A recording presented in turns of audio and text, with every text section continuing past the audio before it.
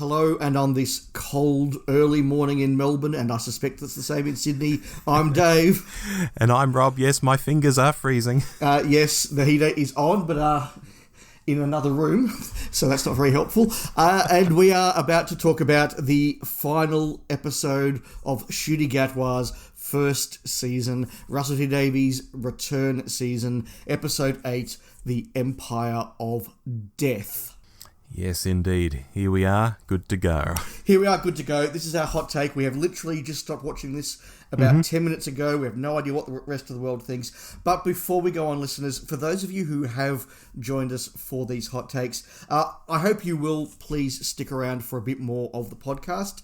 Tomorrow we have our List Makers episode dropping for the month of June, and our topic there is top 5 aliens and races from other series we want to see in Doctor Who. Next week, on Sunday, we will be back with our monthly episode, and this month we will be looking back at all of this season, having our more reflective, cooler, lukewarm takes rather than our hot, what the hell was that about take. So please do stick around with us. Hopefully you've enjoyed our conversations, and hopefully you'll enjoy our non-hot take conversations. Yeah, we've had so many great comments from people over this series, whether on Facebook or Twitter or wherever, that we know you're out there and we'd love you to stick around as listeners. We absolutely would, and we don't do this every episode because we know it can be a little bit cringe and annoying, but please do subscribe, please do give us a like, please do give us a review, all of those things that helps other people find the podcast. Would be marvellous, thank you. On that note, Rob. Yes. Word of the week. Word of the week, Dave. My word of the week is time. Time. T-I-M-E or T-Y-M-E? T-I-M-E. Because we did go down the herbs and spices path last time. So we did, actually. I thought it could be a clever joke there, but time, okay. My word of the week was Paris. Paris? Okay. So, let's dive in, Rob. I know sometimes you like to go down rabbit holes early and you like to pick little things early, but I'm going to make you nail your colours to the mast. Okay. Big picture. Yeah. What did you make of that episode? Big picture, I think it was satisfying enough as a season finale. Is that too little to say? It's up to you. If you want to put a full stop there, you can. I think I will. Fair enough. I think it is appropriate that there were a lot of callbacks to 73 yards because I find myself in a very, very similar position. Did I enjoy this episode? Was I sitting there going, this is good, this is well done. Oh, I wonder what's going to happen next. How's this going to resolve itself? I was caught up in the drama and I enjoyed it. I thought it was a good episode of Doctor Who that I enjoyed watching. Yeah. But like 73 yards, Yes. I look back at the end of it and go, what was all that about? How did all that work? And as I was sort of putting my notes together, it was really clear to me that if I wanted to pull this episode apart completely and just leave it as nothing but dust and darkness, I absolutely could. And so this is going to be a difficult hot take, listeners. Everything I say that's negative in the next half an hour or so, please do filter through the fact that I enjoyed the spectacle of it. I did enjoy the spectacle of it, but that doesn't forgive it for the fact that I have a lot of what moments. Yeah, and I think that's where my brief comment comes in that I gave you a moment ago. As a season finale, big picture, 30,000 feet, yes, satisfying, but ... there are things to discuss. Well, let's start with something satisfying, Rob. What did you enjoy? I really enjoyed the visual effects in this episode, and for once, I can see where some of that Disney money went. The visual effects looked really good, and I'm not even just saying the obvious ones like people turning to dust and all of that, but just in general, the visual effects looked really, really good, and I was never pulled out of the episode by going, oh, that was a terrible effect. Oh, I didn't believe that moment, you know. Yeah, I would absolutely concur with that, and it's a note that I indeed had myself. This looked spectacular. Whether it was the depiction of Sutek, which, again, conceptually, we can have a chat about, but Sutek looked fantastic. He sounded fantastic. They went to a lot of different locations that all looked good. The stuff in the TARDISes was really good. There were lots of visual things in there. It looked magnificent. It was a very impressive episode in that sense. Would you have liked Sutek with green eyes? It did make me a little bit upset that he didn't have green eyes. I was a little bit sort of, why doesn't he have green eyes? I mean, it just... Yes, that was frustrating. Dave, the start of the episode, I've already alluded to people turning to dust and all of that. As that was happening, I was thinking, of course, none of these people are going to be dead. This is a fake out. But I was still quite taken with how they did it, with how the dust went through the city. There's 9/11 vibes there, obviously, when the towers fell and dust went through the streets, which War of the Worlds, the Tom Cruise movie from yonks ago, picked up on and made use of. And I think that sort of imagery was very much in people's heads when they were probably doing these effects. Yeah, it was a really interesting moment.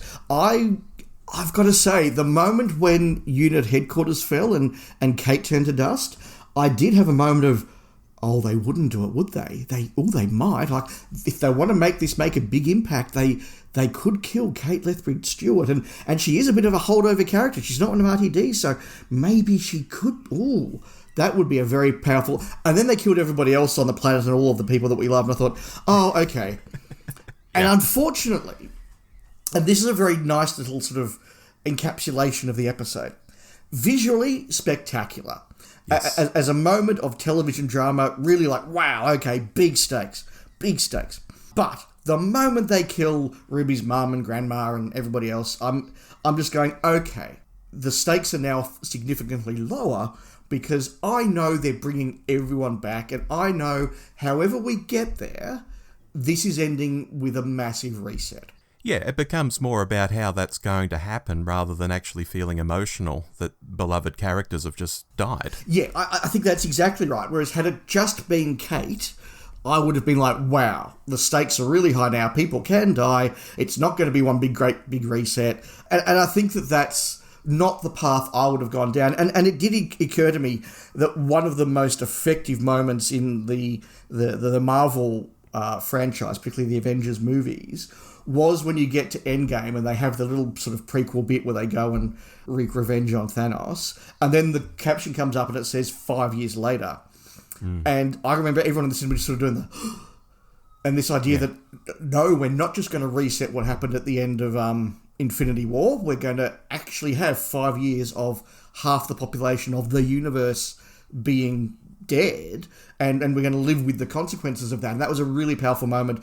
And I just think that the lack of consequence of anything that really happened here is a shame. Does it detract from the excitement of watching it? A little bit, because I did sort of think, well, okay, we're all getting out of this in one piece right at the start, but it was still visually spectacular. Yeah, absolutely. I mean, if the conceit had been that Kate was saying to the others, get out of here, and she sort of stood in front of the thing and turned to dust as they all escaped, and somehow some of them survived and some didn't, you still might be left thinking, well, at the end, they're probably going to bring Kate back, but you wouldn't be sure. But by wiping everyone out, as you said, you know they're going to come back. Yeah, so it was an interesting choice. It is what it is. Another positive, I think, for fans, there were obviously many, many little references and highlights and things for us to, go ooh, squee and fan wanky. The moment when Mel sees the Sixth Doctor's costume was a really nice moment. Yes. I liked seeing the Pertwee time rotor stuck on the roof. Little sort of flashbacks to Pyramids of Mars. That was all very nice and lovely. Oh, for sure. You know why it's there, but you go with it. And it ties in this concept of the memory TARDIS, which has formerly just been this sort of side offering, where old companions can just go and make little videos for the UK market only. Of course, we don't get to see them down here, folks. We have no idea what they are. No, and we have to say at this point, we haven't seen the new Tales of the TARDIS because we can't. That's right. I've seen some screen grabs from it. People talking about, oh, look, they've done new effects like the background behind Sutek and stuff and all of that, but I've not actually seen it, no. And I was wondering if that actually tied into this episode. Like there is a moment in this episode where it's almost a cut, and then they go into the Tales of the TARDIS episode, and then there's a cut, and then we're back in this episode. I was wondering if that is possible, but not having seen it, I don't know. Yeah, it would make sense to me if it was, but yes, they won't let us watch it in Australia, so until bootleg copies start, making their way to us, not that we would ever do that, we won't see it. Quick question from me, just because we were talking about the dust a moment ago. This whole thing about Sutek's dust of death, couldn't that have just been Sutek's gift of death, which is the line, in quotation marks, because it's killing people? Is it just RTD wanting to write in a new Sutek line rather than just sticking with the gift of death? Yeah, I took it that way, and I thought it was sort of... It's one of those weird things that RTD does where he tries to have a thing. He needs to have a line or a thing or a grab or something. So it can't just be Sutek's killing everyone. It needs to be he has dust of death. Yeah. I thought that was a little bit cheesy, but whatever, it worked, and I went with the moment. Cool. The idea of Sutek clinging to the TARDIS all this time... Starting with the 60th anniversary specials, we've had the TARDIS making weird noises from time to time, and the Doctor sort of looking at it and thinking, what's that all about? And that was meant to be it's reacting to Sutek being there. But of course, because this hasn't been a thing for the past 20 plus years or more, going back to the Tom Baker era, I just found it weird that Sutek's been there all this time. I thought, maybe he could have hitched a ride in more recent times, maybe when the universe broke down and he latched on then. Did he need all this time? And I guess that ties into it. He has to have travelled to all these places for this to have worked, and I found it a bit clunky. So...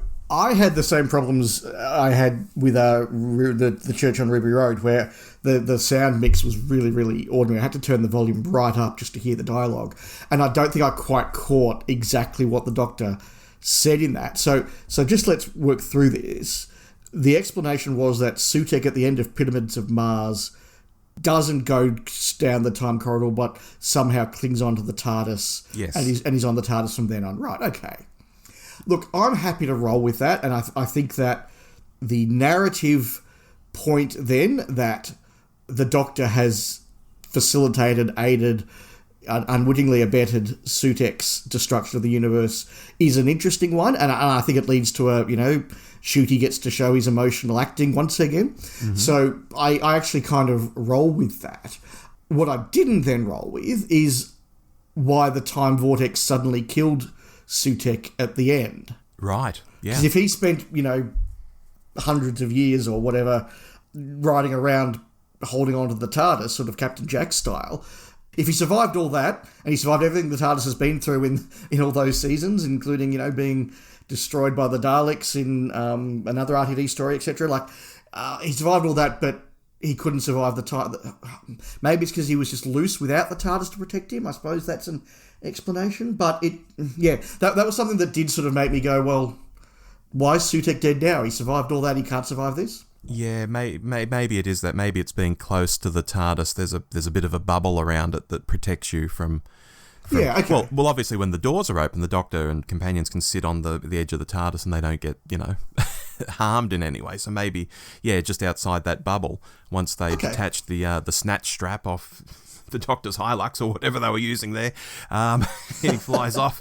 Yeah, then he disintegrates. Yeah, maybe that's what was meant to happen in Pyramids of Mars, that he would go off into the vortex and be destroyed that way. Okay, I can roll with that. Let's keep talking about Sutek. Yes. Highs and lows. I thought the fact that he did basically destroy the universe was really good. I thought it gave him a lot of credibility. And I was a little bit worried at one point where they were sort of talking about his empire of death and everything. I thought, oh no, they're going to just make it like the Monks trilogy. Like Sutek's just going to have some rubbish empire where everybody's a slave for no apparent reason. And I was that would be really bad. Yeah, and people have been talking about this pantheon of terror or pantheon of something with all the other Eternal type characters, and I was thinking, oh no, they're going to be like an evil Justice League or something, and all hang out together, and oh my god, this is going to be horrible. Yeah, so really glad those terrible things didn't happen.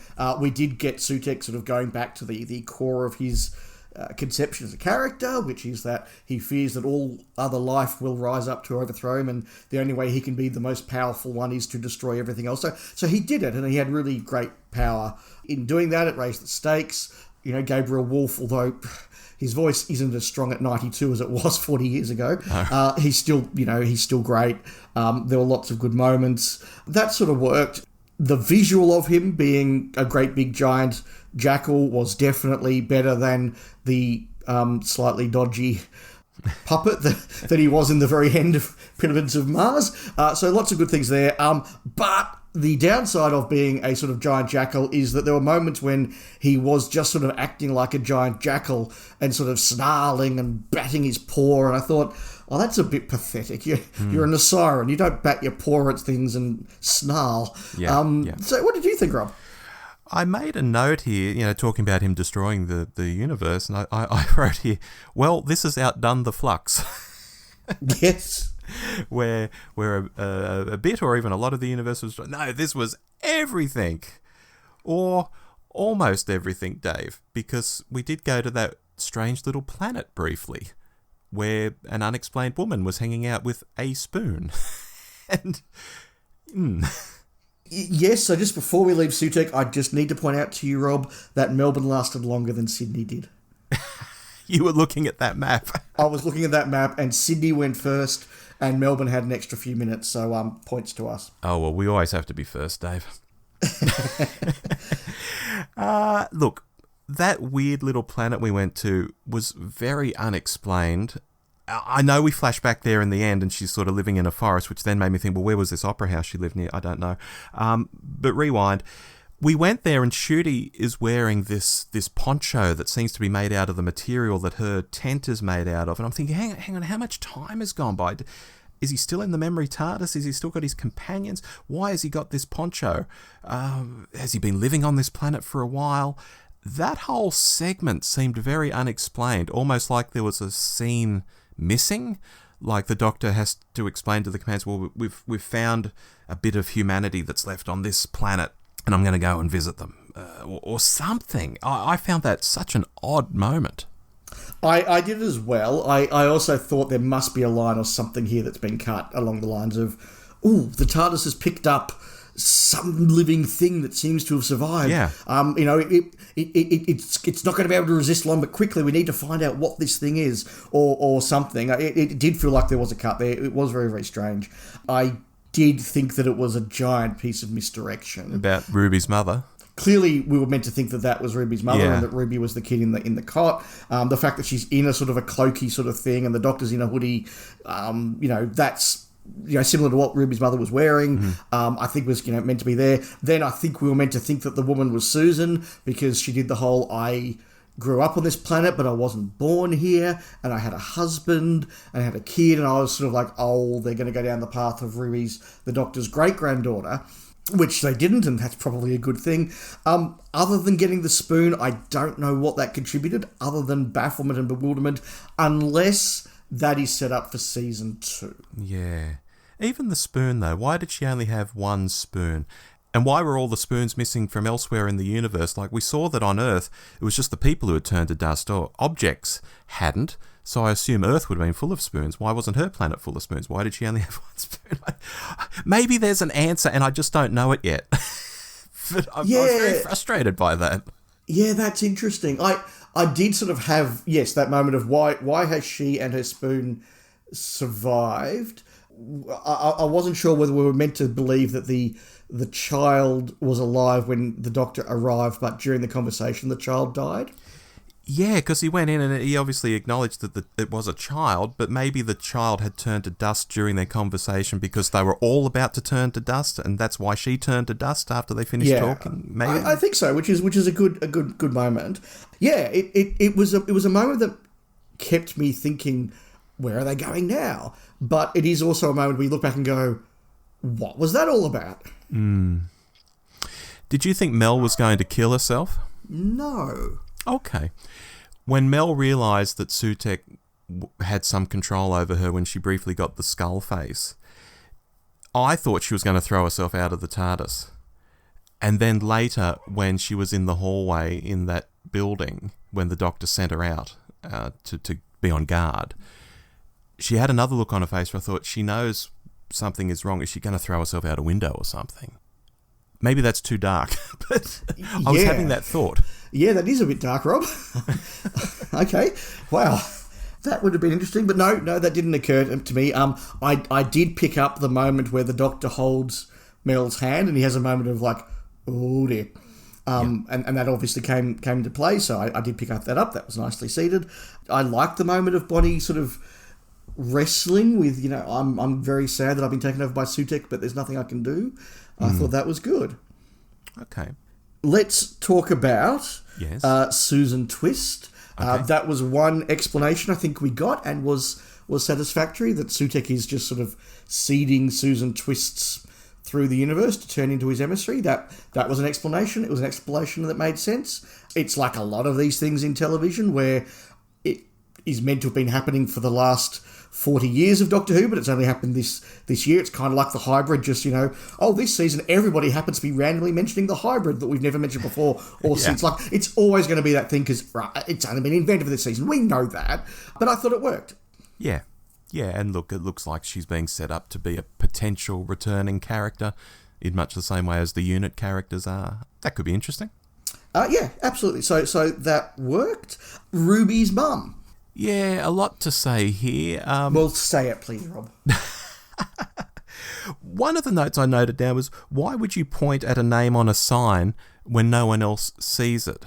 It becomes this big thing. What was she pointing at? Oh, she was pointing at the name. She was naming you. But who did she think was seeing her do that?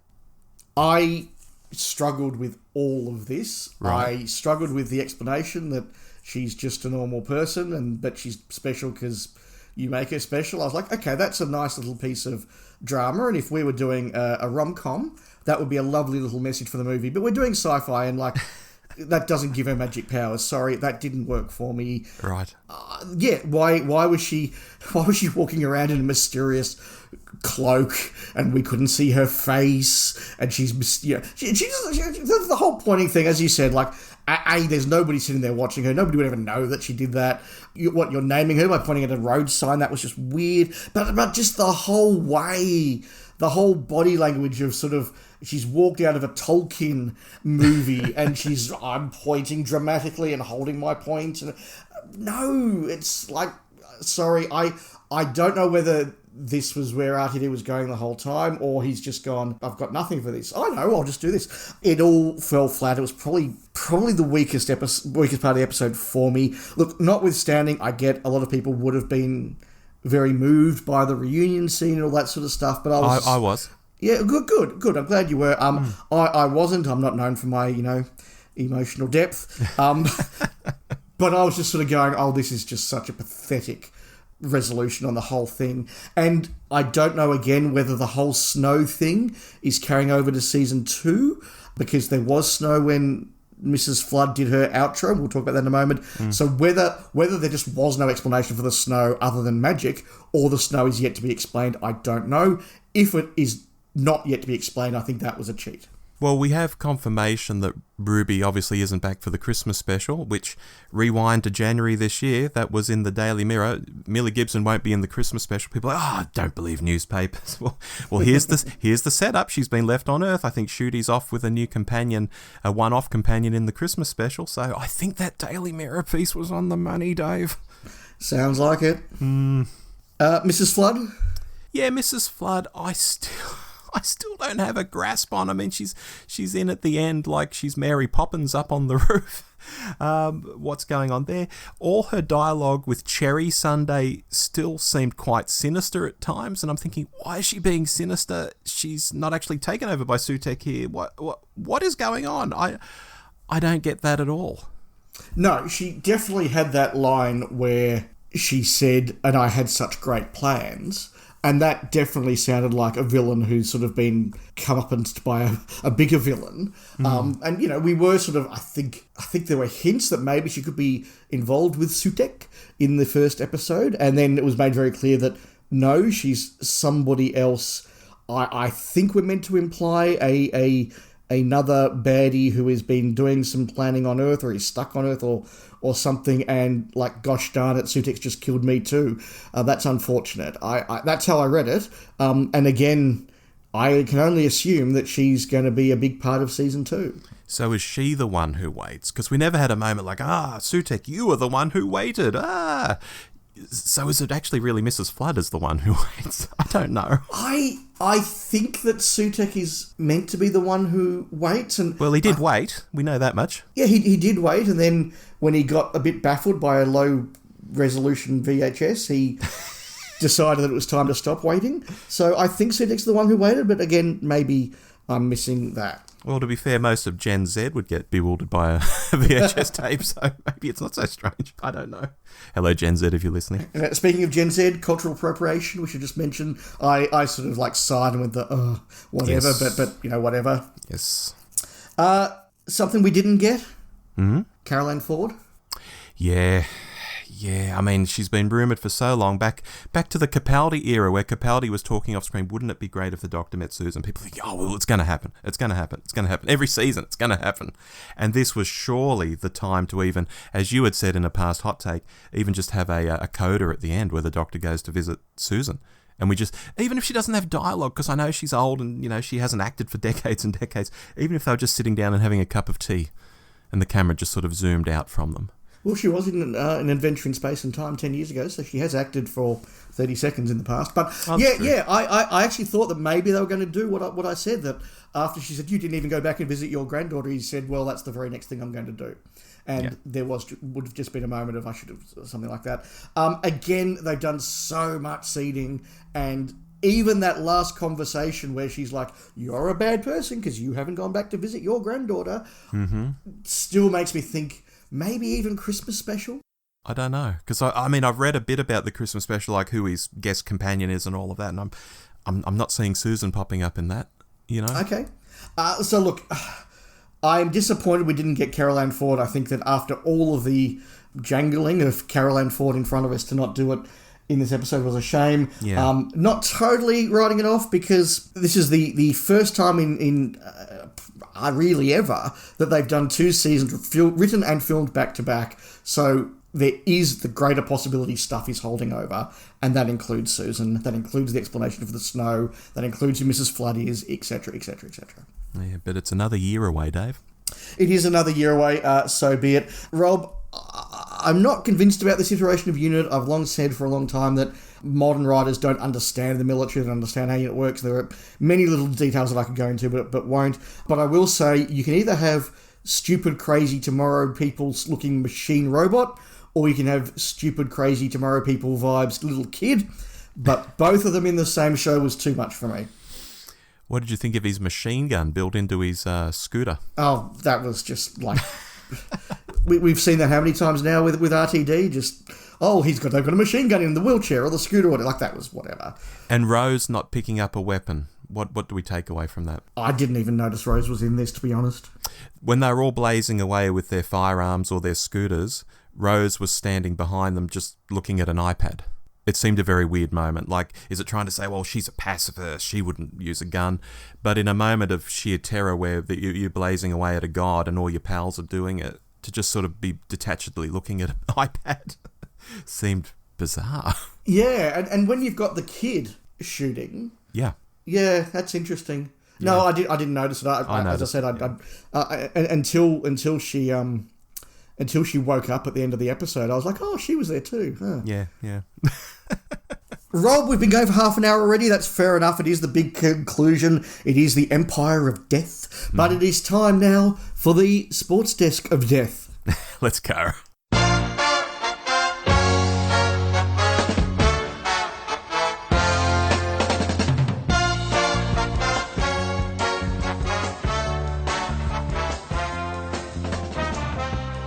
Rob, we are here at the Sports Desk of Death for the final one of our Shooty Season 1 hot takes to talk about our Player of the Week, our Foul of the Week, and our Player of the Week. Rob, lead us off. What is your Play of the Week? My Play of the Week, Dave, was dragging Sutek around in the vortex. I think it looked visually good. I think it was narratively good. I would have done it a little tougher. I would have had a bit more fight. I would have had a bit more of Sutek sort of grabbing the rope and crawling up the rope and almost getting to the TARDIS once or twice, maybe even getting there and like hitting the TARDIS and the TARDIS veering off course. I just would have made it seem tougher and harder, but broadly I thought that was a really good moment. Interesting. I wasn't really sold on that moment, so I'm glad you were. Mm-hmm. Good. My play of the week was the death of Kate. Okay. And I'm not saying that in a sort of like, ha ha ha, I think she's a terrible actress. Very, very clear, not about that. As this intro was building up, I'm going, okay, Sutek's dust of death, what does this do? How's this going to go? And then the moment of, oh, wow, they've killed Kate Lethbridge-Stewart. Would they go there? Yeah. Maybe they're going there. Wow, that's really impressive. It was unfortunately spoiled about 30 seconds later when they started to kill everyone else. But I've got to say, in that moment, as I'm, a little bit blurry-eyed, having woken up and, wrapped myself up on a cold morning, because I didn't get to sleep till very late last night, because Carlton absolutely thumped Geelong, and I was very, very excited and sort of, couldn't get to sleep till after midnight. Yes, we were still messaging each other around midnight, I know that much. Yes, so through all of that, you know what it's like when you put on the thing, and I was like, okay, what's going to happen? Yep, right, this is happening, and okay, oh, wow, they've killed Kate Lethbridge-Stewart. Okay, yeah. I'm now awake, I'm now watching it. So I thought that was a really isolated in and of itself, a good moment. Cool. I'll keep us going with our foul of the week. And I'm sorry, this is probably going to be a controversial one. There'll be others who I think might even have this as their pick of the week. But it was the, oh, your mum's special because she's ordinary speech. Right. I get what they're trying to do. As I said, if this was a rom-com, that would be a lovely little message speech. But given all of the build-up, all of the things imbued in this, all of the mystery, even last episode about she doesn't have a face and what's she pointing at, and she's the thing, and then Sutek's the one thing in the universe that I need to know about. And it's like, no, she's just good because, gosh darn it, she's special to you. I'm sorry, I did not buy that at all. I think this is one of those moments, kind of like the Doctor's romance in Rogue, where if it hits you, it's going to be fantastic. Yeah. If it misses you, it's going to be terrible. It missed me. Yeah, agree with that. Your foul, Rob. Dave, you've already mentioned it, so I kept my powder dry a few minutes ago. It was the cultural appropriation line. Right, okay. Because I know why it's there. It's one of these hot button things that they think will appeal to a certain part of the audience. They said that. Isn't that fabulous? But you rewind, and I always took it to be that the Osirans looked like these jackal creatures. Sutek then influences ancient Egypt to be drawing this, to be looking towards this as a god, and all of this stuff. And in that sort of ancient aliens way, aliens had come to Earth and influenced the culture. And I always thought that was a really cool thing. But that line in this episode, as glibly as it's made, now flips that on its head. And the Osirans turned up here and thought, oh, they worship these jackal type things. Oh gosh, it's quite lucky I look like that as well. Wow, I can pretend to be a god.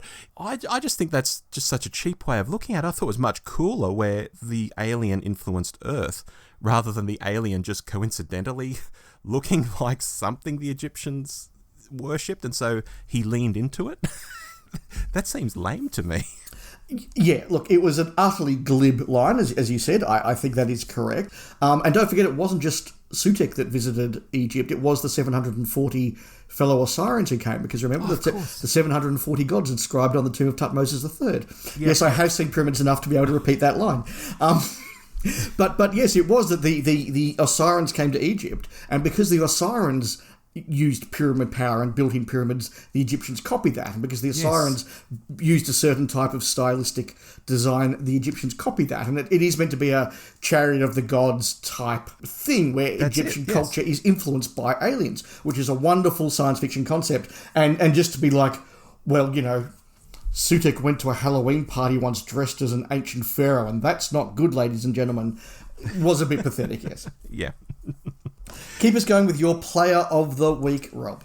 Dave, I could have given it to one of the cast, but I was so impressed by the visual effects as I began this conversation. I'm giving it to the visual effects team. I thought this looked really good. I was never pulled out of the episode. I finally saw some Disney money on screen, and I thought it looked wonderful. I came very close to doing the same thing, so really, really agree with you there, Rob. That's a really good pick. I did give it to Ncuti Gatwa, though. I thought that although a number of the decisions about how his Doctor is going to act in all this is not how I would write the Doctor, given what he's been asked to do, he does it absolutely brilliantly. He is a more emotive Doctor. He's a more touchy-feely Doctor, and he does bring that in. I was a little bit disappointed by the whole, you've now made me a killer. It's like, have you seen the last 60 years of Doctor Who?